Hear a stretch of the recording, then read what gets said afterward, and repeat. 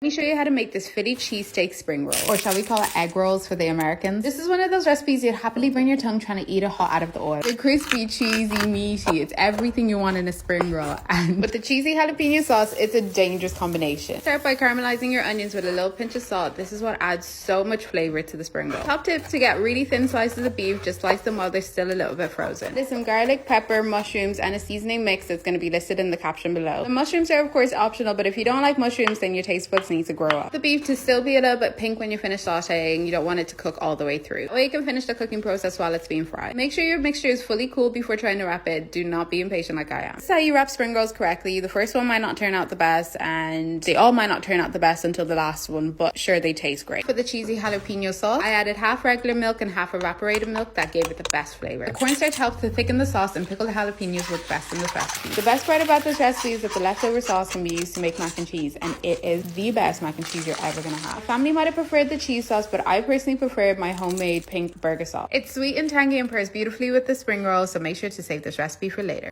Carrot cake is extremely underrated in my opinion. It deserves so much more love than it gets. So today we're going to be making the perfect carrot cake loaf. This recipe is super easy and always turns out incredible. So the first thing that you want to do is preheat your oven to 350 degrees Fahrenheit. We're going to beat together 4 eggs, 1 1/4 cup of brown sugar, 3/4 cup sugar for about 4 minutes until well combined and slightly fluffy. Then we're going to add our 1/2 cup of vegetable oil, 1 tablespoon of vanilla extract, a 1/2 cup of sour cream to the egg and sugar mixture. Mix for about 30 seconds to a minute until fully incorporated. In the same bowl, we're going to add 2 1/4 cups of all-purpose flour, 3/4 teaspoon of salt, 2 teaspoons of baking soda and baking powder, 1 tablespoon of cinnamon, and 1/4 teaspoon of nutmeg. Mix just until incorporated, about 30 seconds. Avoid overmixing as it can affect the final texture of your carrot cake. And then we're going to fold in 3 1/4 cups of coconut shreds, a cup of roughly chopped walnuts, and 3 cups of shredded carrots using a rubber spatula, and we're going to mix all of the ingredients until well incorporated. Bake for about 55 to 60 minutes, and then we're going to get started on our cream cheese frosting. In your stand mixer, you want to beat your 16 tablespoons of cold unsalted butter for about 4 minutes on medium to high speed. Then add in your cold cream cheese and beat together on medium speed until creamy and well combined, so about 2 to 3 minutes. Don't overmix because we don't want our cream cheese to release too much moisture. Add your sifted powdered sugar 1 cup at a time, making sure to scrape down the sides of your bowl as needed. Then add in your vanilla extract and salt and mix on low speed until incorporated, and then gradually pour in your 3 tablespoons of heavy cream,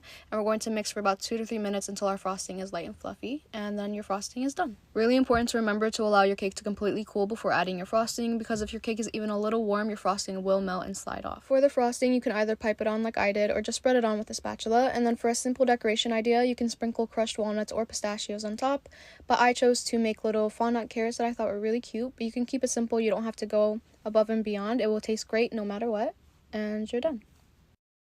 If you've been looking for a healthier and easy dessert that does not require your oven, I know you're gonna love these no-bake brookie bars. The first thing I had to do to make this recipe was really think to myself, wow, we make a lot of decisions in our life, so why should the choice between a brownie and a cookie be one of them, you know? These no-bake brookie bars come together with just a few simple ingredients. You first start by making the brownie layer, pat that down onto a parchment-lined pan, and then work on the cookie dough layer. And honestly, I'm the type of person that loves to eat the cookie dough and the brownie batter before it even makes it to the oven. So I thought that I would do myself a service and skip straight to the best part. After adding this simple cookie dough layer onto the brownie layer, I topped it with some melted chocolate and flaky sea salt. Then all you do is pop it in the freezer until it sets, cut into bars, and there you have it. These no-bake brookie bars are simple to make, delicious, and I know you're gonna love them. Hope you enjoy.